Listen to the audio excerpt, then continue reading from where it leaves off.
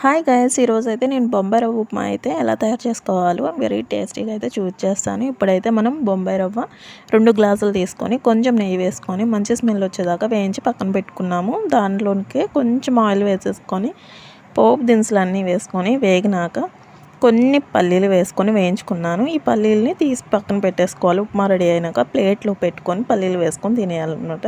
ఇప్పుడైతే నేను ఒక ఆనియన్ అయితే స్లైస్లుగా కట్ చేసి వేసుకున్నాను. 3 పచ్చిమిర్చిని కట్ చేసుకున్నాను.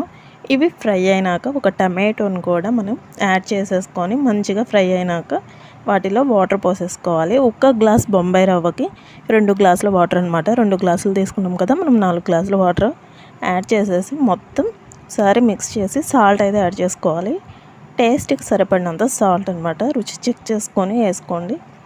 ఇక దాని తర్వాత బాయిలింగ్ అయినాక వాటర్ మనం రవ్వ యాడ్ చేసుకొని దానిలోనే 1 స్పూన్ నెయ్యి యాడ్ చేసి మొత్తం కలిపేసి మూత పెట్టుకొని 2 మినిట్స్ ఉంచేస్తే ఈ విధంగా అయితే రెడీ అయిపోతుంది. లాస్ట్లో మనం కొత్తిమీర వేసుకొని సర్వ్ చేసుకోవడం. మొత్తం మిక్స్ చేసి పొడిలాడుతూ అసలు ఈ రవ్వ ఉప్మా మామూలు టేస్ట్ ఉండదు. కాకపోతే దీంట్లో కొంచెం ఆయిల్ నెయ్యి అయితే ఎక్కువ ఉంటుందన్నమాట. ఎప్పుడన్నా ఒకసారి చేసుకోవచ్చు.